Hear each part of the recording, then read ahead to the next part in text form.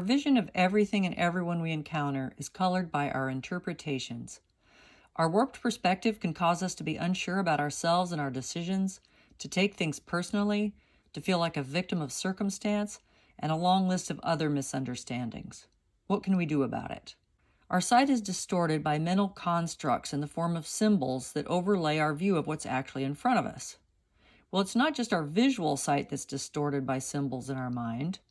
Our entire experience of life is overlaid with stored impressions that affect the way we perceive. Overcoming visual distortions is challenging, but when it's a life situation, our jaded perspective can be even harder to overcome because more is at stake than messing up a painting. Possible outcomes for messing up in life are losing things like relationships, jobs, and health. Let's look at the 4 ways my painting students get tripped up with seeing and relate them to other ways of perceiving. Labels. Each one of these objects is a lot more complex than our shorthand pigeonholed labels suggest. There are many hues of blue, not just plain old blue. Lemons look different in different lighting, and no two are the same. And labeling a person because we think we have them figured out cuts off a direct encounter with them. We miss a connection with someone who has a full spectrum of qualities and life experiences just like us. Smooth edges. In painting, instead of ignoring the space between objects and backgrounds, we pay attention to it. We make the canvas a seamless ground of paint instead of leaving choppy or sharp shapes pasted near each other. The painting looks unfinished and jarring without it. In life, instead of seeing ourselves as individuals with sharp edges and everything and everyone as separate and cut off from us, we can learn to pay attention to the space between us. We are more present and engaged when acknowledging and giving care to the connection between us and our surroundings, and on good days experiencing the vibrant, unified field that unites us all. Perspective. In drawing, people will draw the one on the right instead of the accurate one on the left. It's difficult for most people to depict hearts shown at an angle that's different from the upright image we have stored in our head. In life, it's hard to have a perspective that varies from the one we're tied to. If we haven't seen things from another person's perspective, we have a hard time understanding it and can act afraid or defensive because we've held on to ours for unexamined survival reasons. If stuck in our own way of seeing long enough, our opinions and preferences become a forest of prejudice with no view beyond our cloistered vision. With practice, just like with painting, we can learn to see from more angles than just one. Coming out of our forest of beliefs not only gives us a perspective of our viewpoints, but detachment from them, which leaves us open and understanding that other people have theirs. Humanness. Among the many challenges of painting a human face is the fact that it's a subject like us. It sees us back.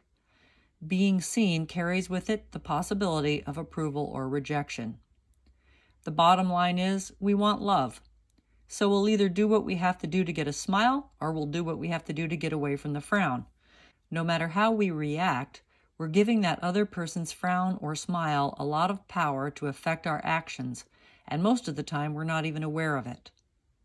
The visual symbols that overlay our direct sight are not near as complex as the kind of emotional luggage we store from life altercations.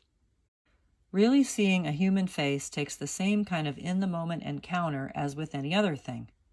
Freedom from those old perspectives allows us to be vulnerable enough to engage and be seen. Sometimes I'll have students draw my husband Scott's abstract sculptures.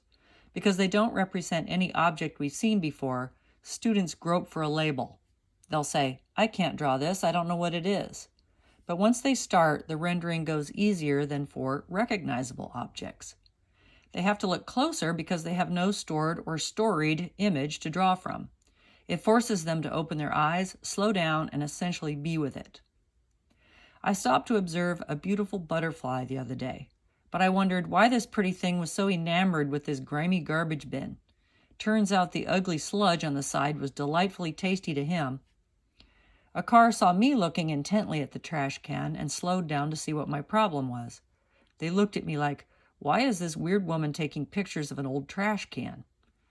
The butterfly, the people in the car, and I were all finding beauty or at least curiosity in something, and we all had reasons to be confounded about what the other parties were up to. How great would it be if we all gave each other the benefit of the doubt about the reasons for our preferences? A while back, in a major art museum, I saw this work of art. It was a black table with a little black object on it. I didn't have a strong reaction. The placard nearby claimed that the table was used to dissect bodies in the concentration camps in World War II, and the part was from the space shuttle that exploded with people on board. Now I had a reaction to the piece. But the first thing I thought was it true? I was in a famous museum, so it could have such objects. But what if they changed the sign the next day to read, "A great peace treaty was signed on this table, and the part was from the first mechanical heart"? More realistically, what are the odds that the artist got this table from a thrift store and the part from a Happy Meal toy and got creative with black paint and a shocking placard to elicit just the response it got out of me? This work of art challenges the viewer in all 4 ways I've mentioned: our labels and perspective and the connection between things and the complexity of human experience. Everything and everyone you see has a long backstory. If you made a placard explaining their trajectory up to this moment, you could spend a lifetime writing it. Instead of reducing that object or person to a single knee-jerk story or image, try engaging with them now, with as little concern for their backstory and yours as possible. Our stored impressions are a veil that prohibit us from perceiving clearly, so that our interpretations say more about us than they do the object we're observing. What can we do? Become aware of how your vision is distorted, practice engaging directly with experience, and surround yourself with people who are trying to do the same.